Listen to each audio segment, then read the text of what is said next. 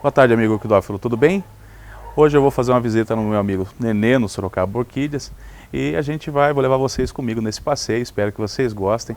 Meu nome você já sabe, é Fábio Buquili. Você está no canal Orquídeas em Ação, vem comigo.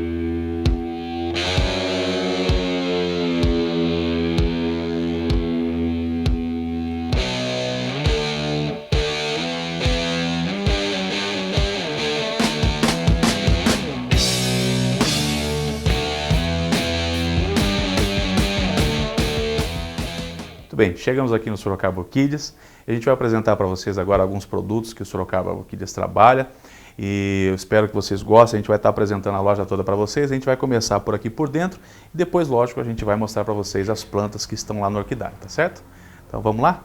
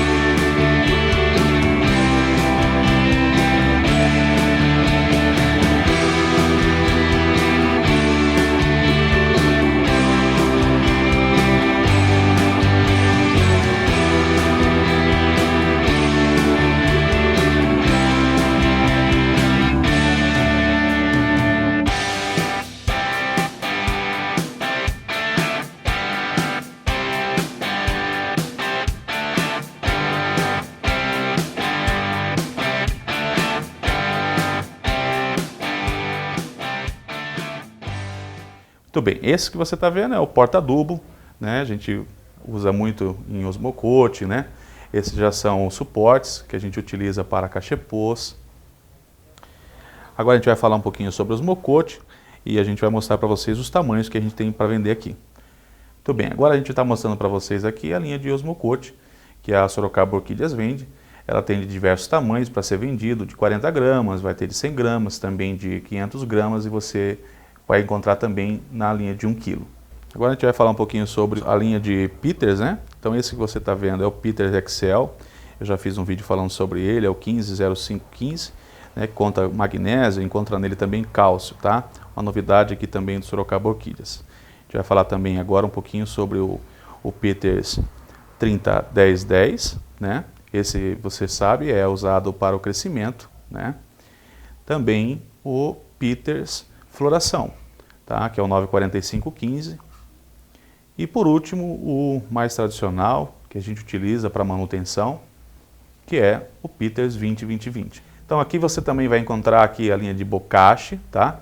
Toda a linha de fertilizantes e também vai encontrar aqui as linhas de defensivos, como você pode estar vendo aí, você vai encontrar Casumim, você vai encontrar Cercobin e por aí vai. Aqui no Sorocaba Orquídeas você também vai encontrar toda a linha de substrato e também de fertilizantes para as suas orquídeas. Aqui você vai encontrar também casca de peroba, tá? Tem diversos tamanhos, e sanção do campo, tá? Esse é um dos toquinhos que mais tem dado certo para nós orquidófilos em diversas espécies de orquídea, tá? Assim também como diversos tipos e tamanhos de cachepôs. Muito bem, aqui no Sorocaba Orquídeas você também vai encontrar esses vasos plásticos perfurados nas suas laterais também, que tem dado grandes resultados para nós orquidófilos aqui da nossa região. Então aqui você vai cruzar com diversos tipos de tamanho, tá?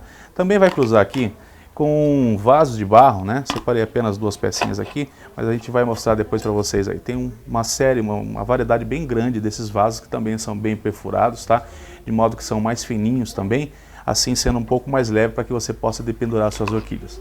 E também mostrar para vocês, aqui a Sorocaba Orquídeas vende também esfagno, tá?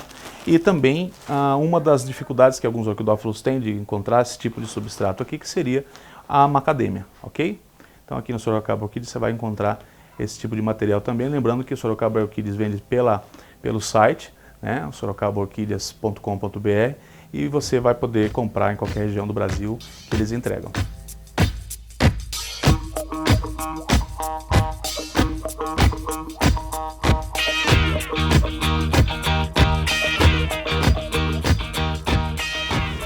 Muito bem-vindos ao Sorocaba Orquídeas.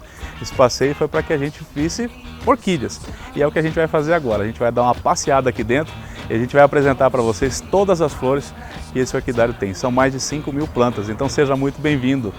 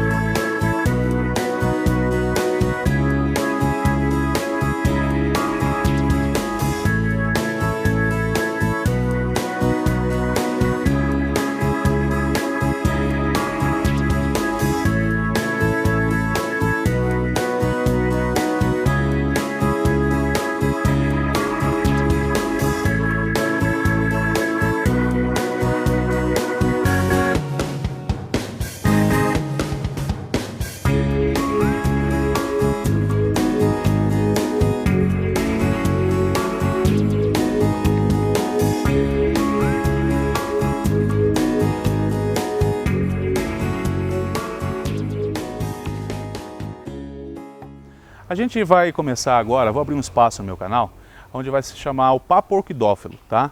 No Papo Orquidófilo de hoje a gente vai tratar um pouquinho sobre o assunto das micro-orquídeas.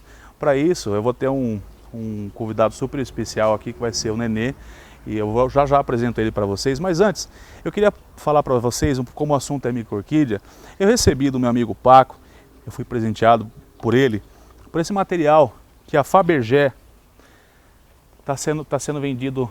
Você vai conseguir comprar esses vasos, né, que foram elaborados para que você tivesse aí sucesso com as micro-orquídeas, tá? E eu vou falar um pouquinho do como você deve usar. Então você pode ver, ele tem essa vazão aqui, certo? Ele é um vaso cerâmico. Você vai encher ele de água, você já vai perceber que ele muda até da tonalidade de cor dele aqui. Você coloca a água aqui.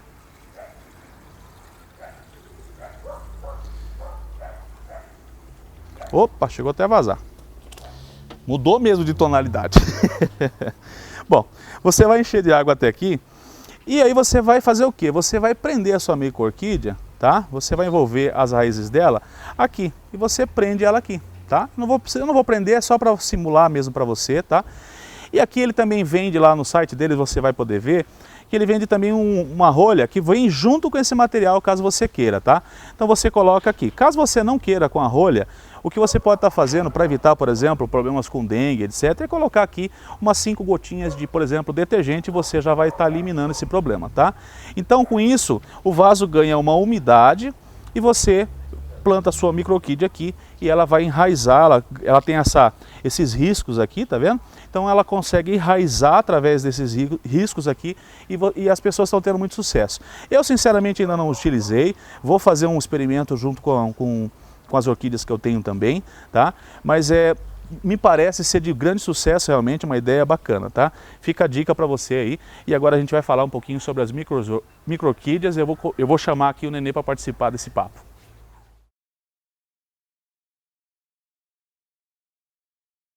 Muito bem, a gente está voltando agora para o Papo Orquidófilo e eu vou apresentar para vocês o Nenê do Sorocaba Orquídea, sócio proprietário aqui do Sorocaba Orquídea. Nenê, seja bem-vindo ao meu canal. Obrigado, cara. Obrigado aí por participar com a gente aqui desse Papo Orquidófilo que a gente está abrindo no canal aqui. E o Papo Orquidófilo hoje aqui, Nenê, é sobre as micro-orquídeas, mas antes de falar delas, eu gostaria que você falasse um pouquinho sobre você, como começou o seu cultivo, como que nasceu o Sorocaba Orquídeas. Eu gostaria que você falasse um pouquinho. Eu comecei como orquidófilo amador, né? Como todo mundo começa, com um dendróbio nobile que eu ganhei de presente, né? De uma amiga, e minha avó me deu também, presenteou, em 1989, outubro de 89, mais precisamente. Então, de lá pra cá, tomei gosto pela coisa, e com o nosso amigo Paulo, todo mundo meio acha quem é Paulo, e você achava que era Nenê, agora sabe quem é o Nenê, e o Paulo também vai aparecer logo logo. Então, o Paulo não estava mentindo realmente. Então, de 2014 para cá, a gente tomou essa iniciativa de transformar o amadorismo em profissional. Então a gente resolveu abrir a loja Sorocaba Orquídeas hoje. E que está no mercado aí já há 2 anos, né? E está sendo próspera, graças a Deus. E a pessoas como você que divulgam o nosso site, nosso nome, né? E estamos na área. Estamos junto aí com orquídeas sempre. Lembrando que é sempre um prazer, né, quando a gente consegue ajudar pessoas que realmente têm competências e, sobretudo, são pessoas que estão dispostas a ajudar. Eu acompanho o trabalho do Paulo do Nenê aqui no Sorocaba Orquídeas e todas as pessoas que vêm aqui, você se vier aqui visitar, está sendo convidado agora, venha fazer uma visita aqui no Sorocaba Orquídeas, você vai ver que o que eu estou falando para você, o Nenê atende todo mundo, assim como o Paulo também, passa informações, você vai ter conhecimento realmente, tá? Então, às vezes, existem muitas dúvidas envolvendo as orquídeas, são várias espécies, né? A gente tem aqui, são 6.000 plantas mais ou menos, Nenê? Aproximadamente 6.000 plantas aqui vigentes e que vai saindo, né? Entrando, mas é uma média de 6.000, 6.500 plantas. Certo. Você tem uma base mais ou menos de quantas espécies, né? Olha, tá para mais de 700, 800 espécies nessa média aí. Não falta opção, tá? E aqui a gente queria falar um pouquinho para vocês, né, sobre o cultivo.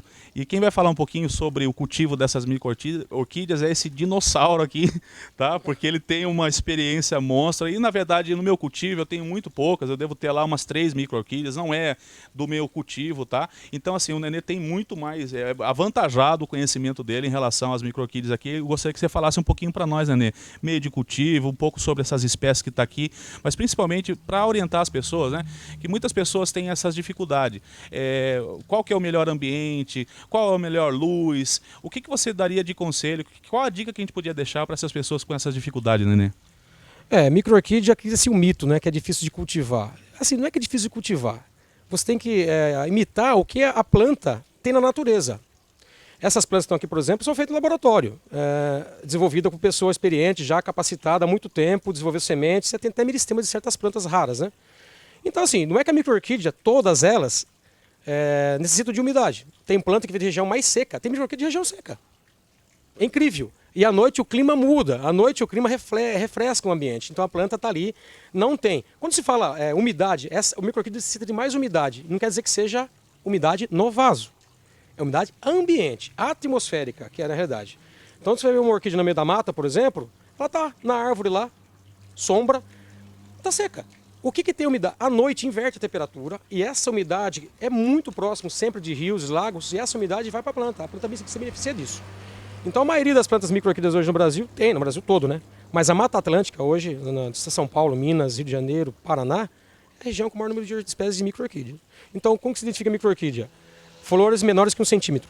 Isso é dado. E aí você tem a mini-orquídea, que é parecida. Se a mini-orquídea chega a plantas, tem plantas de 6 centímetros de diâmetro. Certo. E planta pequena, tarracada. Tipo, sufronites da vida, são mini-orquídeas. São plantas pequenas e flores enormes em relação à planta. Então, micro-orquídea é sempre com flores menores que 1 centímetro, desculpa. Então tem planta de 1 milímetro, de meio milímetro, de décimos de milímetro, então tem muita coisa diferente. Então assim, quer cultivar micro-orquídea? Ambiente assim, você não pode, às vezes eu quero ter uma micro-orquídea, só que eu tenho catleia lá, o que eu faço? Preciso colocar mais um sombrite? Não precisa. Às vezes a própria sombra das catleias de lélia, que fica na altura, você usa para colocar as micro-orquídeas, entendeu? Seja micro-orquídea do Brasil, seja lá da Ásia, seja aqui do Equador, que é mais escassa, mais umidade, né?